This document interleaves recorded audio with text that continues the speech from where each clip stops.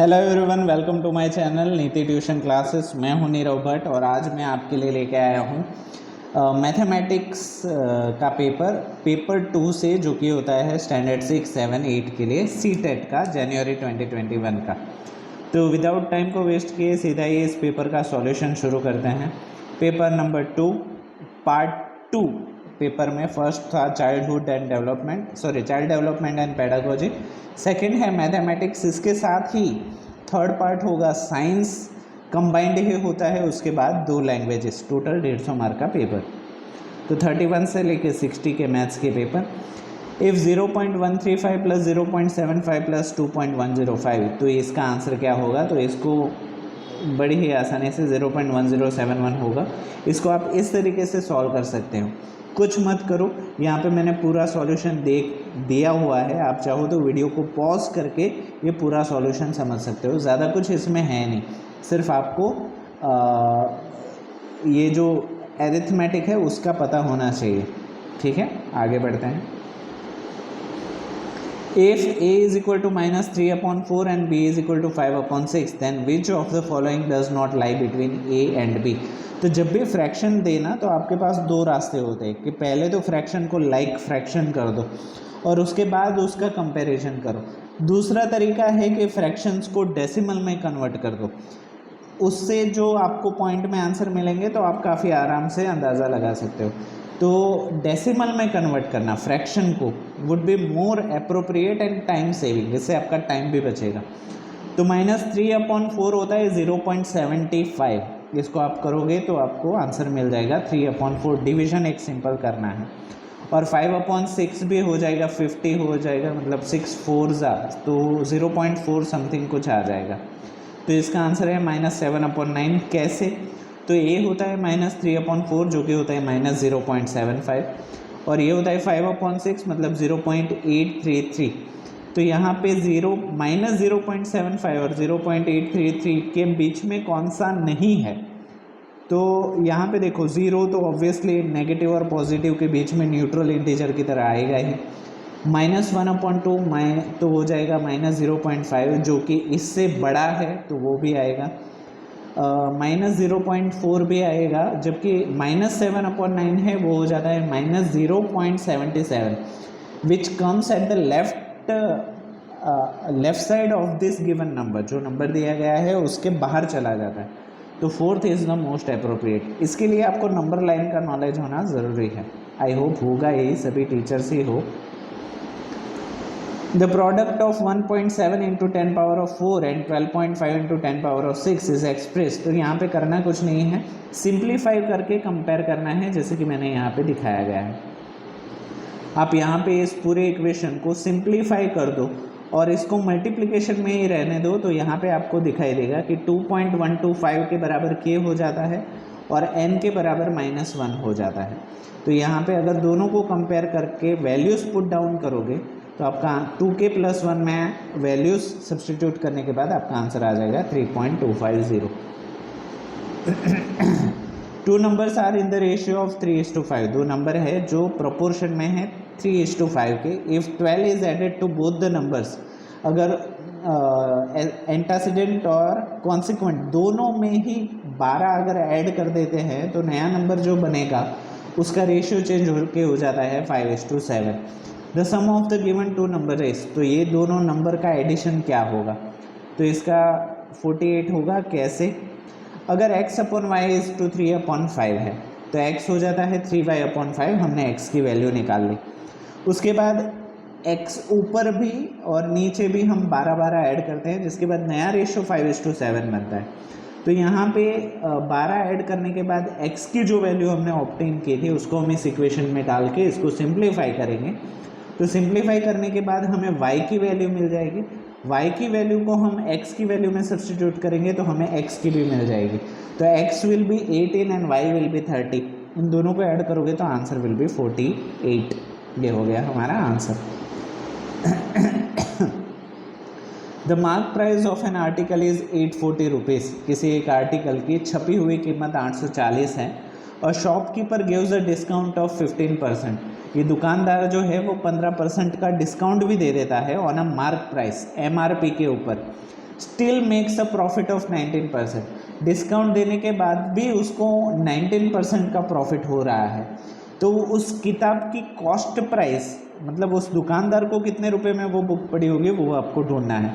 तो यहाँ पे देखो कि 15% discount on a mark price will be equal to 90% profit, है कि नहीं। तो यहाँ पे अगर इन दोनों को आप कंपेयर करोगे तो आपका आंसर 600 आ जाएगा। कैसे, उसका सॉल्यूशन भी मैंने यहाँ पे किया हुआ है कि MP मतलब मार्क प्राइस में से 15% डिस्काउंट लेस करो तो जो कीमत बनती है वो कॉस्ट प्राइस के ऊपर 19% प्रॉफिट के बराबर होती है। तो अगर ये पहली चीज़ अगर आप डिकोड कर लो तो बाकी कैलकुलेशन में सिंप्लीफिकेशन के अलावा और कुछ नहीं है। तो यहाँ पे 840 माइनस बाकी का सिंप्लीफिकेशन आप वीडियो पॉज करके देख सकते हो। If 5x minus 7/3 plus 2 is equal to 4x minus 3, यहाँ पे भी एक सिंप्लीफिकेशन ही है, ज़्यादा कुछ मुश्किल है नहीं। तो इस x की वैल्यू निकालने के लिए कैसे आप कर सकते हो कि 5x माइनस 7/3 प्लस 2, तो यहाँ पे आपको LCM लेना पड़ेगा। LCM लेने के बाद आपको क्रॉस मल्टीप्लिकेशन करना है। क्रॉस मल्टीप्लिकेशन से आपको x की वैल्यू मिल जाएगी। x की वैल्यू मिल जाने के बाद आपको इक्वेशन में डाल देनी है, तो आपको आंसर मिल जाएगा 6। लेट P ये अलजेब्रा है, इसमें लाइक टर्म्स को इकट्ठा करोगे तो आपको सीधा सीधा सॉल्यूशन मिल जाएगा, जो कि है 4th option 20x minus 3x square minus 3y square. कैसे, इसको देख लो एक बार। P plus Q minus R, P और Q ब्रैकेट के अंदर लिखा हुआ है तो उसको पहले सॉल्व करो। माइनस आर, ब्रैकेट के बाहर माइनस आने की वजह से सारे ब्रैकेट के अंदर वाले साइंस उल्टे हो जाएंगे, चेंज हो जाएंगे, इन्वर्स हो जाएंगे। तो उसी को हिसाब से लाइक टर्म्स को मैंने इकट्ठा कर दिया है, मतलब एक जैसे दिखने वाले टर्म्स को इकट्ठा कर दिया है, उसको सॉल्व किया है। तो यहाँ पे आपको आंसर मिल जाएगा। आप चाहो तो पॉज करके समझ सकते हो, नहीं समझ में आ रहा तो आप कमेंट में भी कर सकते हो, मैं इसको बोर्ड पे करके आपको दिखा दूंगा। If x power 4 plus 1/x power 4 is equal to 322, इसमें एक ही कैच है कि इसको ना आइडेंटिटी में चेंज करना है। हमने आइडेंटिटी पढ़ी हुई है कि a plus B to the whole square is equal to a square plus 2ab plus b square. तो यहाँ पे जो 2ab है ना मिडल टर्म, वो मिडल टर्म इसमें से आपको ढूंढ ढूंढ के बनाना है, क्योंकि यहाँ पे a और b दोनों प्लस है। तो देखो मैं आपको स्टेप बाय स्टेप आपको दिखाई देता हूँ। यहाँ पे x power 4 plus 1/x power 4 is equal to 320 दिया गया है। इसको मुझे परफेक्ट स्क्वायर आइडेंटिटी बनाना है, तो दोनों तरफ मुझे दो ऐड करने पड़ेंगे। तो ये मुझे बन जाएगा a plus B to the whole square, और यहाँ पे इस तरफ 2 ऐड करने की वजह से हो जाता है 324। अगर मैं स्क्वायर दोनों तरफ से निकाल दूँ तो दोनों तरफ स्क्वायर रूट ले लूँ तो 324 is a perfect square of 18। तो यहाँ पे 18 आ जाता है। अभी भी हमें x माइनस 1/x चाहिए, तो यहाँ पे दोनों अभी माइनस होने की वजह से मुझे दोनों तरफ से 2 माइनस करने पड़ेंगे, सबट्रैक्ट करने पड़ेंगे, मिडल टर्म सबट्रैक्ट करना पड़ेगा।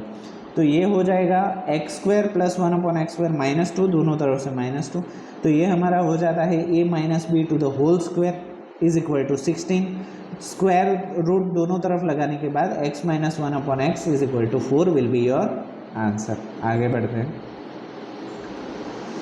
If 15x square minus 26x plus 8 is equal to ax plus b, यहाँ पे भी इक्वेशन को ax प्लस b और cx प्लस d, तो यहाँ पे कुछ भी मत करो। यहाँ पे जो लेफ्ट साइड पे है ना 15x square minus 26x plus 8, ये जो क्वाड्रेटिक इक्वेशन है उसको ब्रैकेटाइज करो, ब्रैकेट में लेके आओ। ब्रैकेट में लेने के बाद दोनों तरफ से कंपैरिजन करो तो आपको a b c और d 4 ऑप्शंस आपको वैल्यू मिल जाएगी।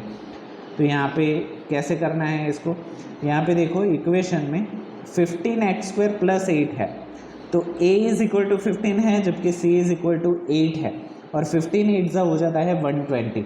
तो 120 के हमें ऐसे फैक्टर्स बनाने हैं जिसकी वजह से हमें मिडल टर्म मिले। तो हमें अगर मिडल टर्म 26 चाहिए तो 120 को 20 मल्टीप्लाइड विथ 6 करेंगे तो 26 हो जाएगा। तो इसको अगर मैं ओपन करूँ तो लेफ्ट साइड आ जाता है 3x माइनस 4 5x माइनस 2, और यहाँ पे ax plus B plus bracket cx plus D. सारे वैल्यूज़ को अगर कंपेयर करोगे तो a b c d की वैल्यू आपको मिल जाएगी। इसको इस इक्वेशन के अंदर सब्स्टिट्यूट करो, you will be get your answer as 1.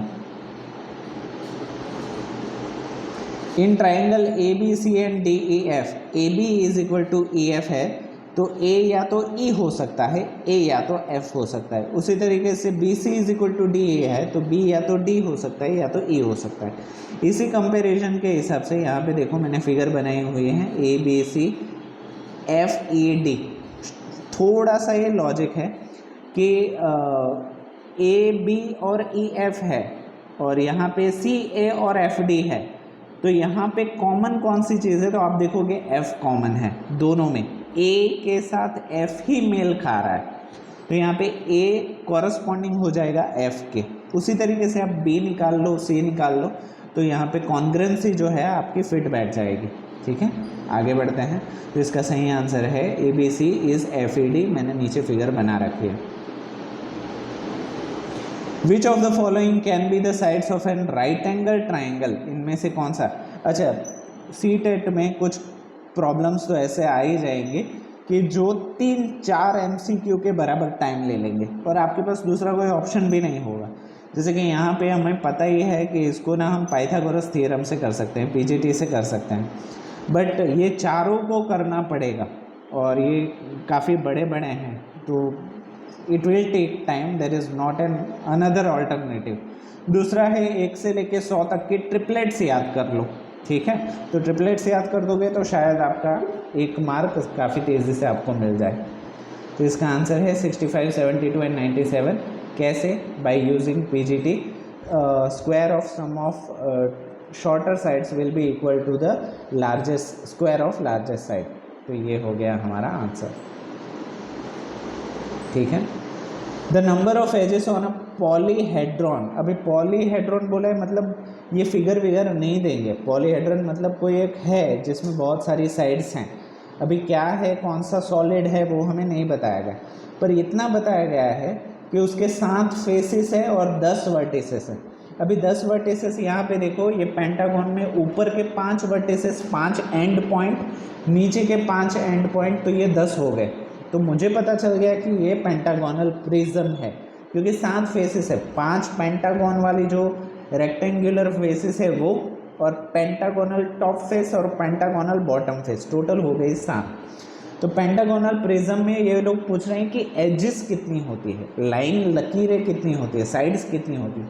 तो ऊपर की 5, नीचे की 5 और साइड में ऊपर और नीचे को जोड़ने वाली दूसरी 5 लाइनें, टोटल 15 एजेस होती हैं पेंटागोनल प्रिज्म में. तो आंसर विल बी 3.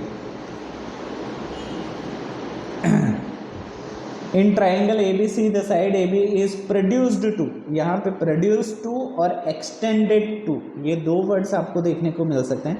प्रोड्यूस्ड मतलब वहाँ तक खींचा गया है, वहाँ तक प्रोड्यूस किया गया है, और एक्सटेंड का मतलब भी खींचा जाना होता है. तो यहाँ पे ट्राइंगल ए बी सी में ए बी जो है उसको खींच के ई तक लेके गया है और सी ए जो है उसको खींच के डी तक हम लेके गए हैं. अगर बी ए डी 125 है तो ई बी सी और ई बी सी जो है वो 100 है. तो कौन सा, तो यहाँ पे लीनियर पेयर ऑफ एंगल्स, मतलब एक लाइन में कोई एक रे बनाते हो तो वो सप्लीमेंट्री हो जाएंगी, 180 हो जाएगी. यहाँ पे 125 में कितना ऐड करोगे तो 180 हो जाएगा, तो 55. 100 में कितना ऐड करोगे तो 180 हो जाएगा, तो दैट इज़ 80. तो यहाँ पे 80, 55 ट्राइंगल सम प्रॉपर्टी के हिसाब से तीसरा एंगल भी मिल जाएगा 45 डिग्री. तो यहाँ पे triangle A B C an isosceles triangle. Isosceles मतलब ऐसा ट्राइंगल है जिसकी 2 साइड सेम है. यहाँ पे तीनों एंगल अलग हैं तो तीनों साइड भी अलग होंगे. A B is greater than B C. A B C के सामने वाला एंगल है और बी सी ए के सामने, जबकि सी छोटा है ए से, तो ये नहीं हो सकता. एंगल बढ़ा तो एंगल के सामने वाली साइड भी बढ़ी. Difference between A B C and A C B is 35. A B C हमारा है 80 और ए सी बी हमारा है 45. तो 45 प्लस 50, हाँ ये सही है, थर्ड ऑप्शन इज़ राइट. दोनों का डिफरेंस 80 माइनस 45 35 हो जाता है. Difference between B A C and A C B is 10. B A C 55 और ए सी बी 45. ये तो 10 का ही डिफरेंस है, 20 का नहीं है. तो third option would be right.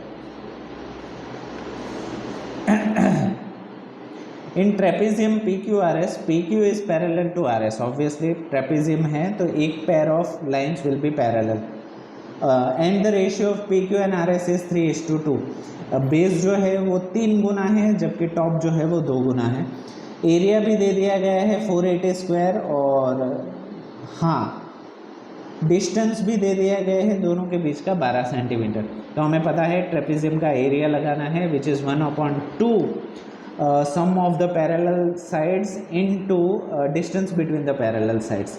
तो उसके हिसाब से ट्रेपेजियम का एरिया, अगर सारी चीज़ें अगर आप फिट फाट सही से करो तो आपको x मिल जाएगा 16 सेंटीमीटर। तो उसके हिसाब से SR हमें ढूंढना है जो कि है 2x के बराबर, तो हो जाएगा 32। आगे बढ़ते हैं। इन अ रेक्टेंगुलर शीट, एक रेक्टेंगुलर शीट है जिसको मोड़ के हमें सिलेंडर बनाना है, हाइट दोनों की सेम ही है। तो व्हाट इज़ द कैपेसिटी, मतलब वॉल्यूम ऑफ अ सिलेंडर ढूंढना है। तो वॉल्यूम ऑफ अ सिलेंडर का फॉर्मूला आप डाल दोगे तो काफ़ी आसानी से हो जाएगा। हाँ, प्रॉब्लम यह है कि वॉल्यूम ऑफ अ सिलेंडर डालने के लिए आपके पास रेडियस नहीं होगा। तो यहाँ पे सरकमफरेंस जो है अगर आप उसको खोल दो तो वो रेक्टेंगल के ऊपर के साइड ही बनेगा। तो रेक्टेंगल के ऊपर के साइड सरकमफरेंस के बराबर है, तो 2πr is equal to 88 centimetre. तो उस हिसाब से आपको रेडियस मिल जाएगा विच इज़ 14 सेंटीमीटर। रेडियस मिल जाने के बाद कैपेसिटी काफ़ी आसानी से निकाल सकते हो विच इज़ πr²h। सारी वैल्यूज़ को पुट डाउन करो, you will get your answer in centimetre cube. यहाँ पे आंसर्स जो हैं वो लीटर में है, तो आपको डिवाइड बाई 1000 करना पड़ेगा, that is 6.16 litres. The volume of a cube is 2197। यहाँ पे आप क्यूब भी 1 to 30 तक के याद रखो तो आपको बेनिफिट होगा। तो ये 2197 जो है वो किसका क्यूब है पहले तो आपको देखना पड़ेगा। तो यहाँ पे volume of a cube is 2197 जो कि 13 का क्यूब है, 13 का। तो यहाँ पे L जो है क्यूब की लेंथ जो है वो 13 मिल गई। तो हमें लेटरल सरफेस एरिया ढूंढना है। अभी एक चीज़ याद रखो, लेटरल का मतलब होता है खड़ी, वर्टिकल, जिस पे आप रंग कर सको। ठीक है, जब आप घर पे रंग करवाते हो तो फ्लोर पे या छत पे करवाते हो, पर उसमें कलर अलग यूज़ करते हो, है कि नहीं। जबकि जो मेन कलर है वो आप दीवारों पे, खड़ी दीवारों पे ही करते हो। तो ये जो खड़ी दीवार है ना उसको लेटरल भी बोला जाता है। तो जब भी आप लेटरल एरिया ढूंढते हो ना तो आपको टॉप और फ्लोर उसको इग्नोर करना है। तो 4L² will be your formula. तो यहाँ पे lateral surface of area is 4L²। सारी वैल्यूज़ को सही से पुट करोगे तो आपका आंसर आ जाएगा 676। 47 what is the mean of the range. यहाँ पे मीन निकालना है, पर किन 3 चीज़ों का, रेंज का, मोड का एंड मीडियन का। पहले तो रेंज निकालो, मोड निकालो, मीडियन निकालो और इन तीनों का मीन निकालो। ठीक है, तो ये 3 चीज़ें आपको पहले निकालनी है, उसके बाद इन तीनों का मीन मतलब एवरेज निकालना है। तो ये डेटा यहाँ पे दिया गया है जिसका आंसर है 9। कैसे, यहाँ पे 15 ऑब्जर्वेशंस थे जो मैंने यहाँ पे लिखे हुए हैं। सबसे पहले इसको फ्रीक्वेंसी डिस्ट्रीब्यूशन टेबल में कन्वर्ट कर दो, FDT बना दो इसका। तो FDT अगर बना दोगे तो आपको पता चल जाएगा कौन सी चीज़ कितनी बार रिपीट हो रही है। दूसरी चीज़, इसको आपको असेंडिंग ऑर्डर में ही लिखना है जितनी भी ऑब्जर्वेशन है। सबसे छोटा ऑब्जर्वेशन है 2, सबसे बड़ा ऑब्जर्वेशन है 19। तो इसको मैंने कितनी बार आया है, कौन सा नंबर कितनी बार है वो मैंने लिख लिया है। सबसे ज़्यादा बार आया है नंबर 4 जो कि है 3 बार। आगे बढ़ते हैं। अगर मुझे रेंज निकालना है तो रेंज हमेशा highest value minus lowest value होता है। सबसे बड़ा नंबर है 19, सबसे छोटा नंबर है 2। 19 - 2 करोगे तो 17 आपको मिल जाएगा रेंज। उसके बाद अगर मोड निकालना है तो मोड का मतलब होता है जिसकी फ्रीक्वेंसी सबसे मैक्सिमम है। यहाँ पे हमने देख लिया कि नंबर 4 जो है सबसे ज़्यादा बार रिपीट हुआ है 3 बार, तो 4 हमारा हो जाएगा मोड। उसके बाद हमें ढूंढना है मीडियन। तो मीडियन जो है वो ऑब्जर्वेशन, टोटल 15 ऑब्जर्वेशन है, तो ये ऑड नंबर हुआ, मतलब हमें 15 + 1 करना पड़ेगा, डिवाइड बाई 2 करना पड़ेगा। 15 + 1 हो जाता है 16, डिवाइड बाई 2 मतलब 8th observation will be our answer. तो यहाँ पे 8th ऑब्जर्वेशन अगर हम ध्यान से देखें ऑर्डर में, असेंडिंग ऑर्डर में, तो यहाँ पे 1 2 3 4 5 6 7 8 6 नंबर जो है वो हमारा 8th ऑब्जर्वेशन है, आपको फ्रीक्वेंसी भी काउंट करनी होगी। तो यहाँ पे 6 इज़ अवर मीडियन। अभी हमारे पास रेंज आ गया, मोड आ गया, मीडियन भी आ गया। अभी हमें मीन निकालना है इन 3 चीज़ों का, मतलब 17 + 4 + 6 डिवाइड बाई 3, तो ये हो जाएगा हमारा 27 divide by 3 which is equal to 9। आगे बढ़ते हैं। Which of the following is most appropriate strategy for introducing the concept of multiplication of 2 decimal numbers in a middle school? Middle school में अगर आप मल्टीप्लिकेशन सिखाना चाहते हो तो किस तरीके से सिखा सकते हो, कौन सी स्ट्रेटजी अच्छी हो सकती है? मोस्ट अप्रोप्रिएट, सबसे ज़्यादा सही।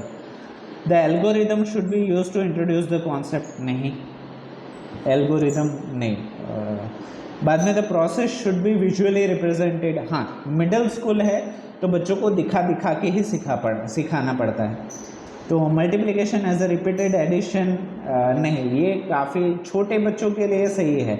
रिपीटेशन एडिशन छोटे जो फर्स्ट स्टैंडर्ड सेकंड स्टैंडर्ड में है उसके लिए, ये मिड स्कूल में तो नहीं होगा, ये काफ़ी छोटा कॉन्सेप्ट हो जाएगा। Multiplication as a inverse of division should be emphasised. As a inverse of division, inverse of division नहीं, ये ऊपर चला जाएगा, बड़े स्टैंडर्ड में आ जाएगा। तो सबसे सही होगा the process should be visually represented. आप खुद करो और बच्चों को सिखाओ। Yes. Which of the following is a narrow aim of teaching mathematics? इसमें से कौन सा रास्ता सिकुड़ा, मतलब छोटी सोच वाला रास्ता है? To encourage systematic reasoning among students, नहीं, ये तो अच्छा है, नैरो थॉट नहीं है, ये ब्रॉड थॉट है। To develop students ability to argue with the truth and falsity of a statements, to develop students ability to argue with the truth, ये भी हो सकता है। to make students proficient in handling numbers and number operations, कि बच्चों को ही proficient बना दो, ये थोड़ा गलत जा रहा है। to develop students generalization abilities, first second fourth positive है, थर्ड है कि स्टूडेंट को ही प्रोफिशिएंट बना दो in handling numbers and number operations, ये थोड़ा नैरो है। तो it is a right answer. Which of the following is most appropriate strategy for teaching students to solve mathematical problems? इसमें से कौन सी स्ट्रेटजी सबसे अच्छी होगी बच्चों को मैथमेटिकल प्रॉब्लम सिखाने के लिए? Gas and verify approach should be strictly discouraged, कि गैस करो क्या आंसर होगा, इसको स्ट्रिक्टली डिस्करेज कर देना चाहिए। ये क्यों नेगेटिव? नहीं। The list of formula required for the solving given set of problem should be provided in the, नहीं, सारे फार्मूला शुरुआत में ही लिखा दो। The teacher should begin by explaining the step required for obtaining the solution of the problems, ये हो सकता है। Students should be encouraged to view a problem from many perspective, ये भी हो सकता है, ये ज़्यादा सही है कि बच्चों को एक ही प्रॉब्लम अलग अलग पर्सपेक्टिव से देखना होना चाहिए, ये सिखाना चाहिए, इनकरेज करना चाहिए। तो fourth is most appropriate. Identify the incorrect statement from among the following, जो गलत है वो स्टेटमेंट बताओ। Hypothesis have a role in a construction of mathematical knowledge, hypothesis, हाँ ये तो सही है।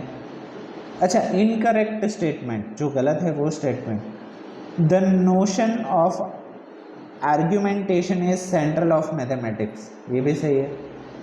Mathematical communication involves precise use of language, ये भी सही है। Conjectures do not have utility in constructing mathematical knowledge, नहीं, ये कंजेक्टर्स भी तो होते हैं, ये गलत है, fourth. Yes. Which of the following is desirable strategy for assessing students learning mathematics? Desirable strategy मतलब चाहिए। Same task should be given to all students for parity. Students incorrect answer should be ignored, नहीं। Student justification of their responses should be an important basis of estimation, assessment, ये भी सही। Development of mathematical vocabulary should not be a basis of assessment. Desirable strategy, सबसे ज़्यादा desirable तो student justification of their response should be improper proposition. Development of mathematical vocabulary should not be a basis of assessment. Fourth would be most appropriate. Third, yes, student justification of their responses should be an important basis of assessment, right? For a given figure to be triangle, अगर किसी figure को triangle होना है the condition that is it is a union of the three segment is, तो तीन साइडों को लेके जो कंडीशन है वो कौन सी है? A necessary but not a sufficient condition, ज़रूरी है बट सफिशेंट नहीं है। तीन साइड वाली हर फिगर ट्राइंगल नहीं हो सकती, खुला हुआ हो तो वो ट्राइंगल नहीं बनेगा। A sufficient but not a necessary, sufficient तो है ही नहीं, बोथ नेसेसरी एंड सफिशेंट भी नहीं है, नाइदर नेसेसरी ये भी नहीं, इट इज़ नेसेसरी, तीन साइड से ट्राइंगल बनता है, नेसेसरी है बट सफिशेंट नहीं है, तो first would be right. Yes, consider the following statements. If n is even, n square is even, n square is not even, n is not even, n square is even, n is even, if n is not even then n square is not even. C is converse, अच्छा converse पूछ रहे हैं तो इसमें n is even then n square is even, n square is even and n is even। हाँ, तो A और C जो है वो एक दूसरे के कन्वर्स है, तो C is a converse of A। कि अगर बारिश हुई है तो रोड गीले हुए हैं, रोड गीले हुए हैं तो बारिश हुई है, तो बारिश का आना और रोड गीले होना तो वो और उल्टा होना वो एक दूसरे का कन्वर्स होता है, ठीक है। तो यहाँ पे C is a converse of A is A right. हाँ,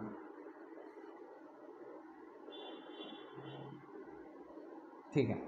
Which of the following teaching learning resources in mathematics cannot be used for visually challenged students? जिसको देखने में तकलीफ है तो कौन सी चीज़ इसमें से इस्तेमाल नहीं हो सकती? जैसे कि आप देख रहे हो जियो बोर्ड्स, टाइल्स और एबेकस को तो बच्चे देख सकते हो या ना देख सकते हो, टच से कर सकते हैं, बट ये जो जियोजेब्रा है ना वो एक कंप्यूटर एप्लीकेशन है जो फिगर्स को अच्छे से समझने में मदद करती है, तो ये चीज़ नहीं हो सकती, तो GeoGebra would be right.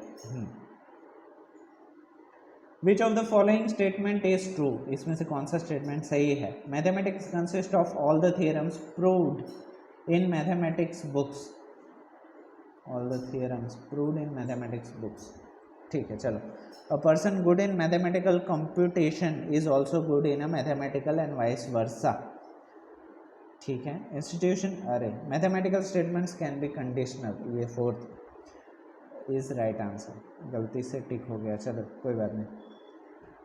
Which of the following statement is not correct regarding differently abled children of dyslexia in mathematic learning in inclusive classroom? Dyslexia has a impact in personals coordination of verbal and spatial aspect of numbers, नहीं ये गलत है, not correct.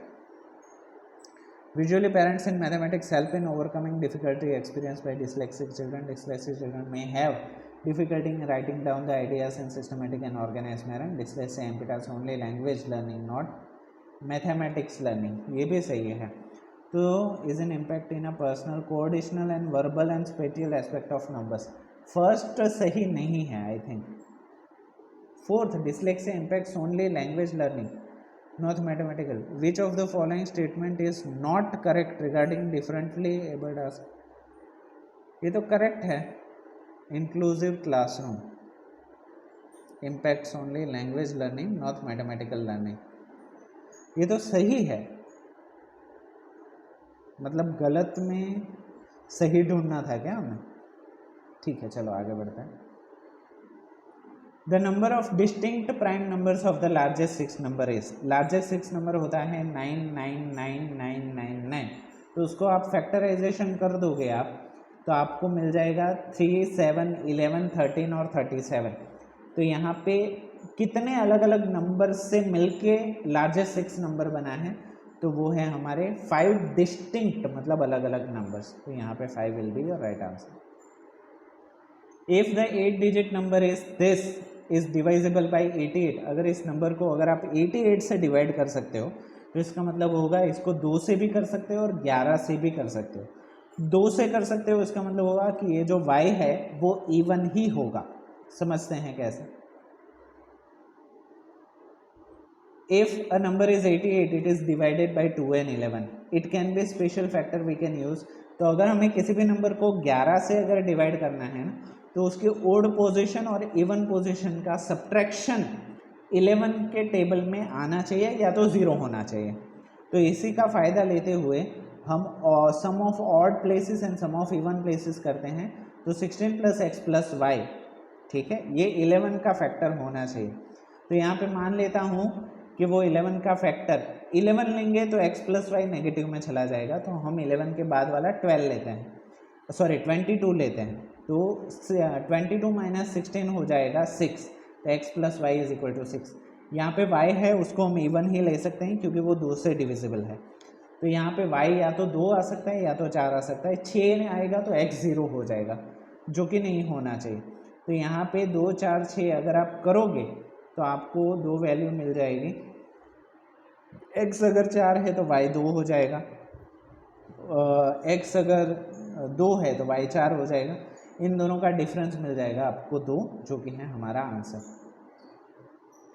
Late a is equal to 11/13, 13/14 and 15/17। जैसे कि मैंने बताया कि जब भी फ्रैक्शंस हो तो उसको डेसिमल में कन्वर्ट कर लो, तो यहाँ पे अगर इसको डेसिमल में आप कन्वर्ट कर लेते हो तो इट विल बी 0.84, 0.92 एंड 0.88।